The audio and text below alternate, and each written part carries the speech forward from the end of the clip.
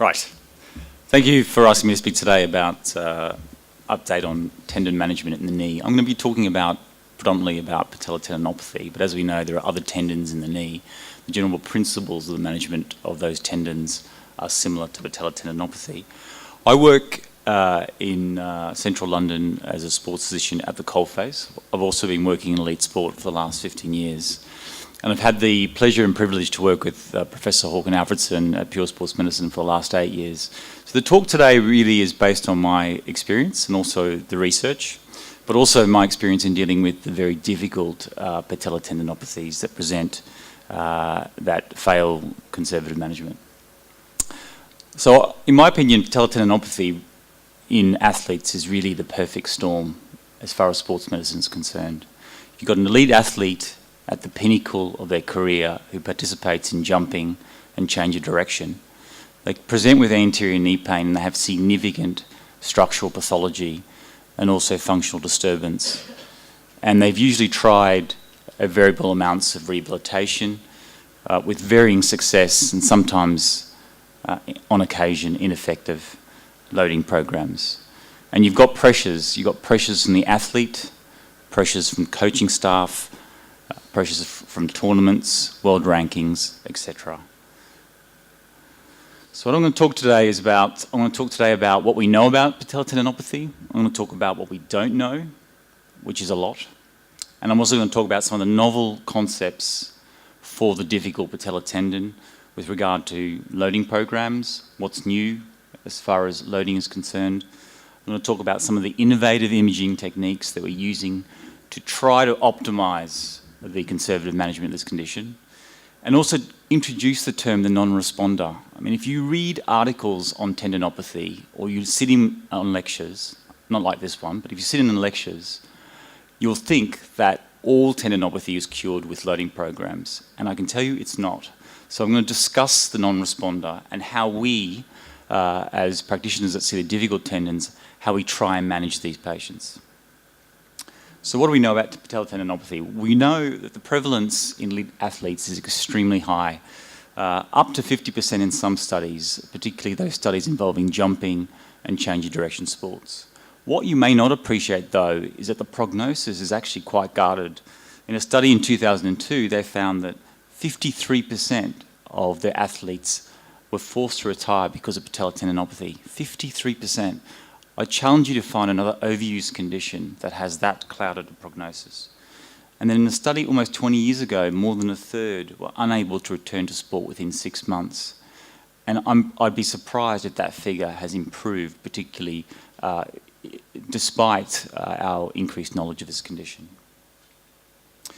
So we know that when athletes present with anterior knee pain, they have well-defined structural histopathology. That's a fact. They often have collagen disarray, they have ingrowth of nerves and vessels, and they have tenocyte proliferation.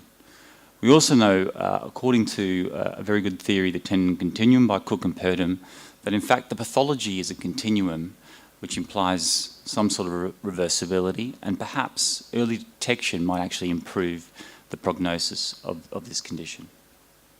Although the source of the pain is unknown, there's increasing evidence both on histopathological studies and also immunochemical studies that there is a local nociceptive driver. So you've got abnormal tenocytes that have abnormal receptors and they produce pain signaling substances that transmit pain messages to the brain.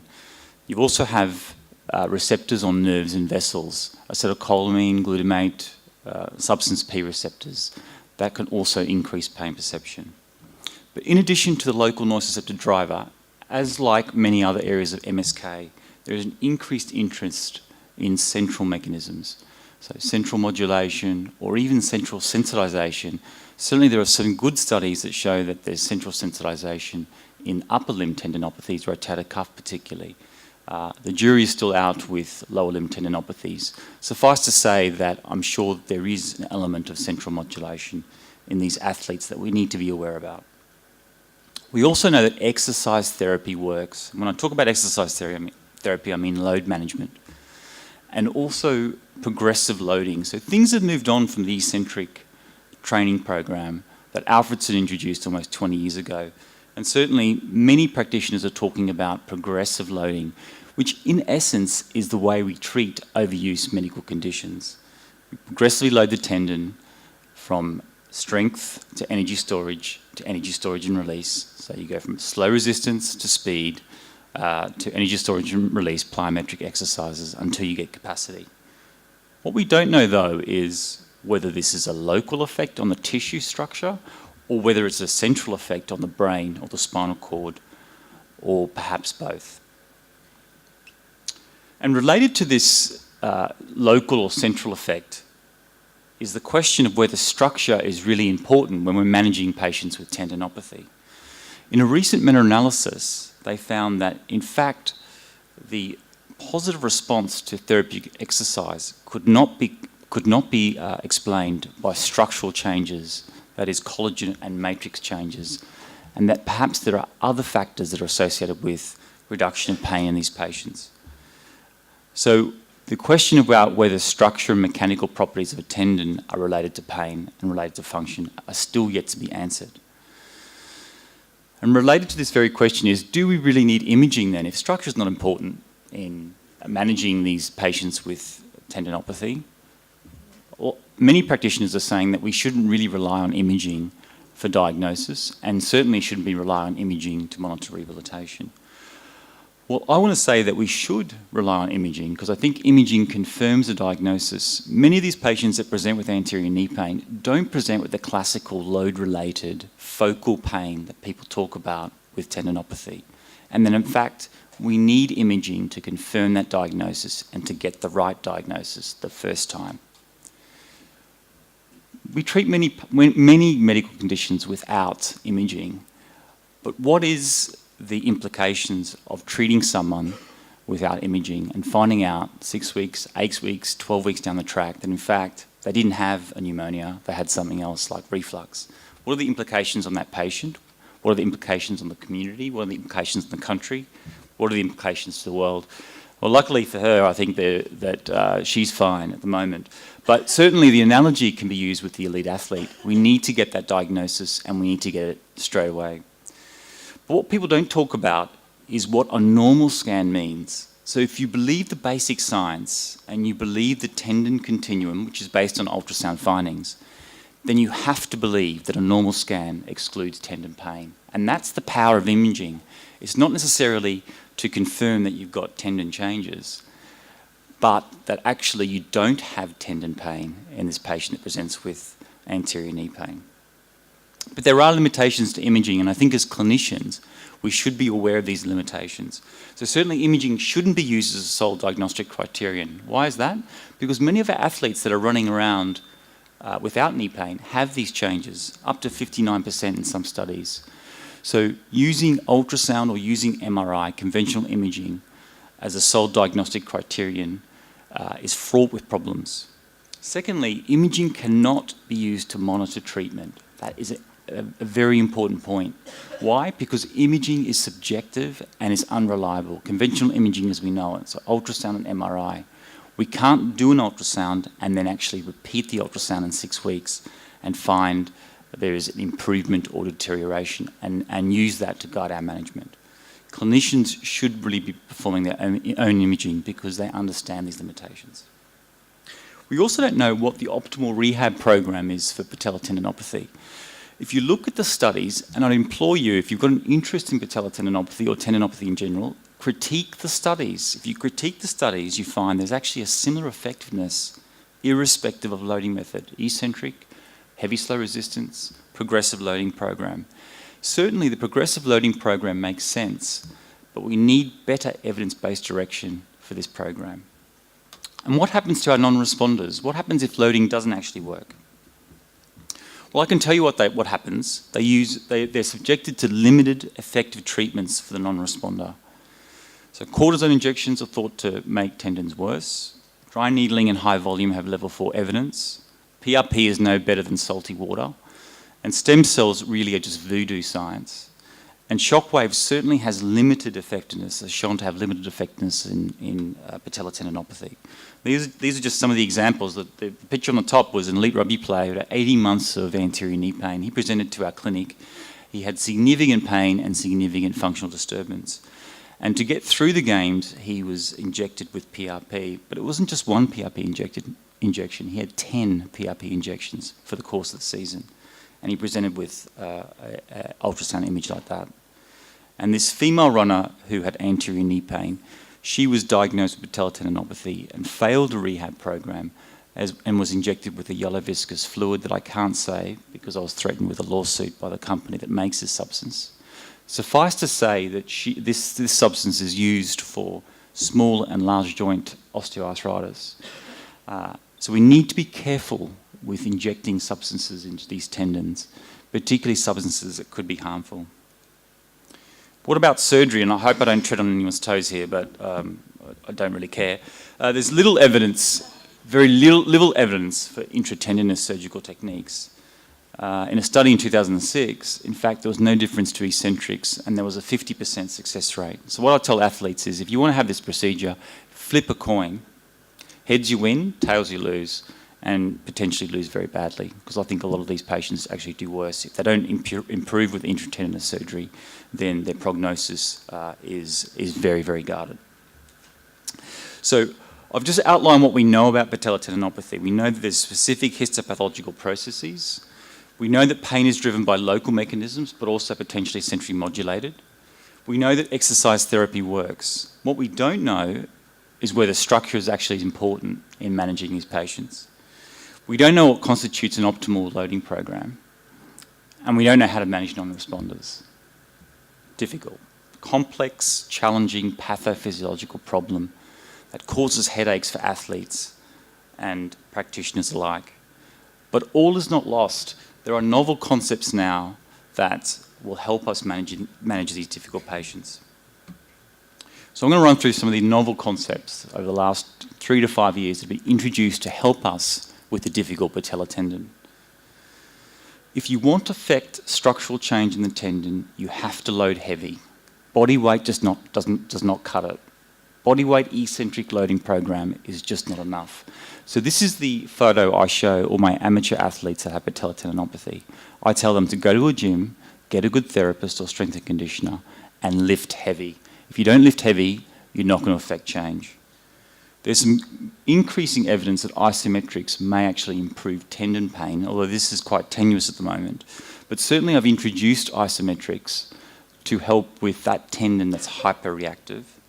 And there's also increasing evidence that isometrics not only affect tendon pain, but they also can affect structure and mechanical properties. So again, I tend to use isometrics as part of the rehab program to get patients back to full activity. And then there's this term called tendon neuroplastic training, which has been introduced by the Australian team. Again, you notice the consistency here of the Australian team really coming to the fore with research. Ebony Rio and their team think that tendinopathy or chronic tendinopathy leads to altered motor cortex patterning, which then increases corticospinal inhibition. And in fact, you need to reverse these changes to optimize outcome. And that metronome training or using external pace loading may actually change those altered motor cortex patternings. So again, I tend to use metronome pacing for athletes that are undertaking a rehabilitation program. There are novel concepts in imaging. So I've just mentioned that conventional imaging has a lot of limitations, particularly in the realm of subjectivity and reliability. But there are novel imaging modalities that are more objective and reliable, and certainly we might be able to use this to find out what happens to the tendon after loading. We might use it to monitor rehabilitation and also potentially as screening as a predictive marker for morbidity. Now this is a lecture in itself, so I'm not going to speak too much about this topic. Suffice to say that I've been using these novel imaging modalities for the last 2 to 5 years, depending on the modality. You've got ultrasound tissue characterization, or also known as UTC, which objectifies collagen alignment. And then you've got shear wave elastography, which objectifies mechanical stiffness, mechanical properties or stiffness. So what UTC does is it uses ultrasound physics, and this is a very simplistic terms, but uses ultrasound physics to produce a 3D image It then uses algorithms to define whether contiguous images of that 3D image are stable or non-stable. So if they're stable, they then are semi-quantified as green or blue. If those images are unstable, it's red or black. And you can see on the bottom right corner, it gives you a fantastic qualitative picture of organised and disorganised tendon.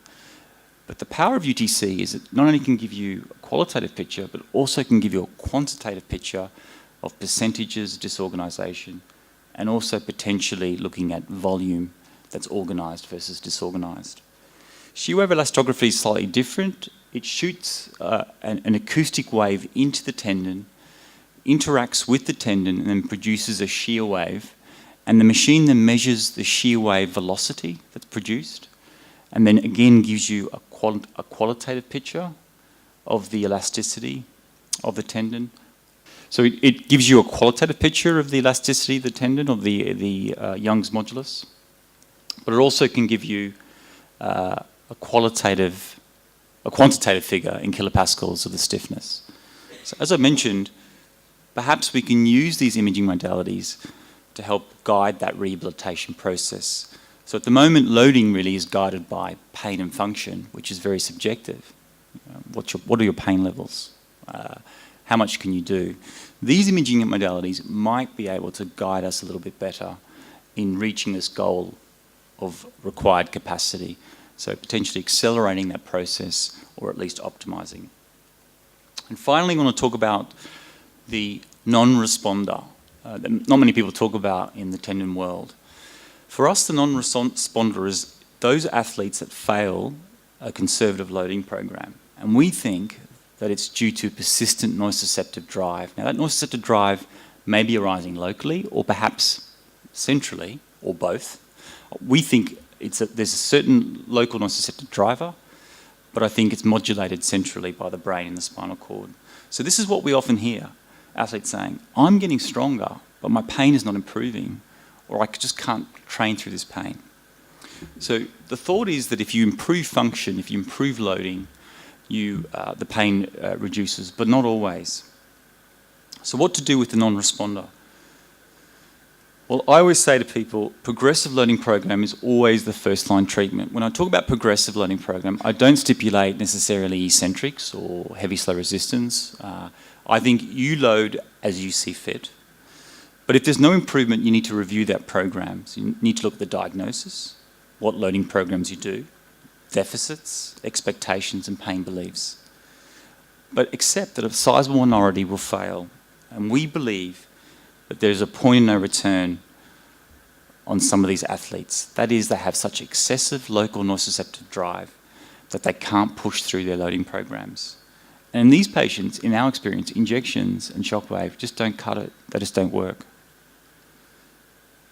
What we tend to do is a scraping procedure of the tendon. So these are the athletes that have failed rehab programs. We do what's called an arthroscopic scraping. And the idea of this procedure is to remove that local nociceptive driver that we think is increased in a subgroup of these patients. And it actually has fairly good basic science and also an RCT. I mean, that's unheard of in surgery, right? RCT for this procedure. So this is the image on your right is the arthroscopic procedure, and it's guided by intraoperative ultrasound. And then if there are vessels and nerves on the superficial aspect of the tendon, Professor Alfredson will then scrape away the superficial part of the tendon.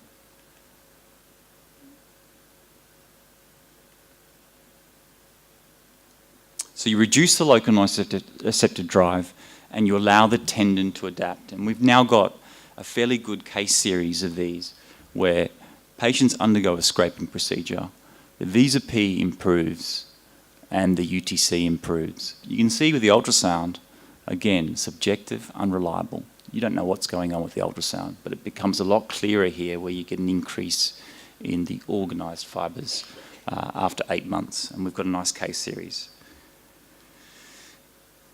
But as like anything in medicine, these methods are evolving. So we've got some fantastic physicians in the United States, Medrick Hall from Iowa City, who has actually taken these basic principles and is now doing what's called a percutaneous scraping. So in fact, he can do it like an injection, and we're using this method also in our rooms at the moment, where he's got a bespoke instrument and he's scraping the tendon directed by this neurovascular ingrowth. The beauty of this is that you reduce the surgical risk, and potentially you can start a loading program almost immediately. So it's quite exciting, and certainly we're waiting studies, particularly from Iowa City, but also from other centres. So the important point here is we're not curing the patient. It's not a cure. We're just allowing the patient to load. And in these subgroup of patients, we believe that loading is ineffective because of pain. So in summary, we've got a complex and challenging problem in athletes. Imaging, I think, is really important in these subjects, really just to exclude tendon disease. Progressive loading makes sense, but we need better evidence-based direction. Novel imaging modalities may help understand how tendons adapt, but also in monitoring and rehabilitation and screening. We believe the non-responder has an excessive local nociceptive drive, and that scraping somehow reduces that local nociceptive drive and allows adaptation. And perhaps percutaneous scraping might supersede the arthroscopic scraping. Thank you. Just a quick plug.